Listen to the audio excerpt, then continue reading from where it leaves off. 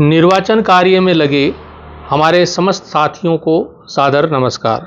मित्रों, आज का वीडियो उन साथियों के लिए है जिनकी ड्यूटी आगामी लोकसभा चुनाव में लगी है।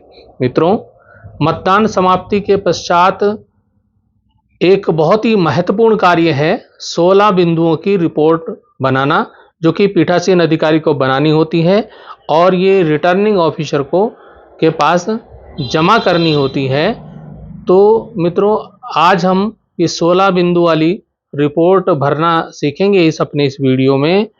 मित्रों, आज के वीडियो में जो भी हमारी जितनी भी संख्याएं होंगी वे सभी काल्पनिक होंगी। इस वीडियो का प्रमुख उद्देश्य आगामी चुनाव हेतु कार्मिकों को सामान्य प्रशिक्षण प्रदान करना मात्र है। आइए 16 बिंदु वाली रिपोर्ट तैयार कैसे करते हैं देखते हैं।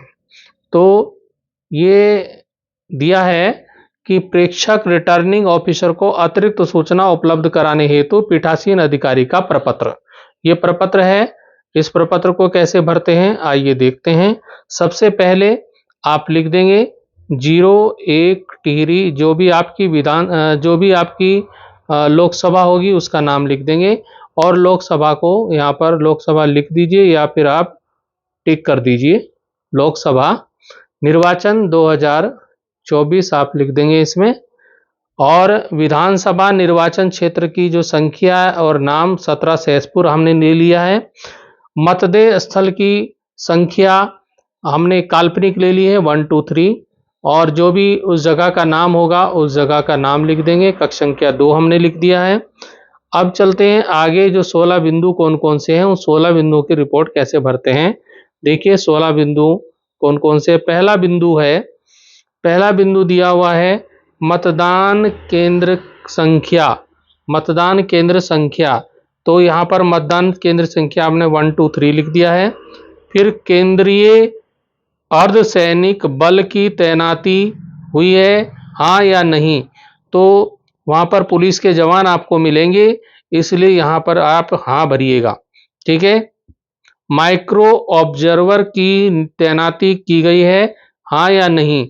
यदि माइक्रो ऑब्जर्वर आपके यहाँ होंगे तो आप इसको हाँ भरिए, अन्यथा की स्थिति में नहीं भरिए।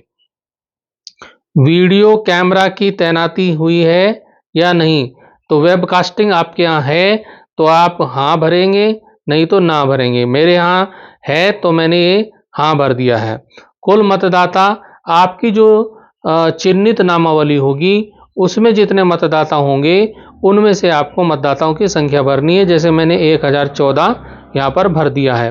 कुल मतदान, कितने मतदाताओं ने अपना मतदान का प्रयोग किया, वोट दिया, तो ये मैंने भर दिया यहाँ पर 745। मतदान का प्रतिशत, मतदान का कितना प्रतिशत हुआ, तो मतदान का प्रतिशत यहाँ पर निकाल लिया। ये 745 में गुणा 100 करके और बटा आप जो है 1014 लिख करके जो भी परसेंट आएगा वो आप निकल जाएगा, यहाँ पे परसेंट आ जाएगा। प्रतिशत निकाल लिया। अब है निर्वाचन लड़ने वाले अभ्यर्थियों की कुल संख्या। तो मान लीजिए मेरे यहाँ 11 अभ्यर्थी हैं तो मैंने 11 लिख दिया। आपके यहाँ जितने अभ्यर्थी होंगे, कैंडिडेट होंगे, जो बैलेट यूनिट पे दर्शाए गए होंगे नोटा को छोड़ करके, आप उनको लिख देंगे निर्वाचन लड़ने वाले अभ्यर्थियों की संख्या, ठीक है। अब इसके बाद अगला पॉइंट आता है, कितने अभ्यर्थियों के मतदान अभिकर्ताओं द्वारा प्रतिनिधित्व किया गया।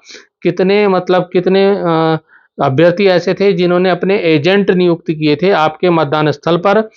तो कितने मेरे हुए 3, तो आप 3 4 5 6 जितने भी होंगे आपके एजेंट होंगे उतनी संख्या यहाँ पर लिख दीजिए।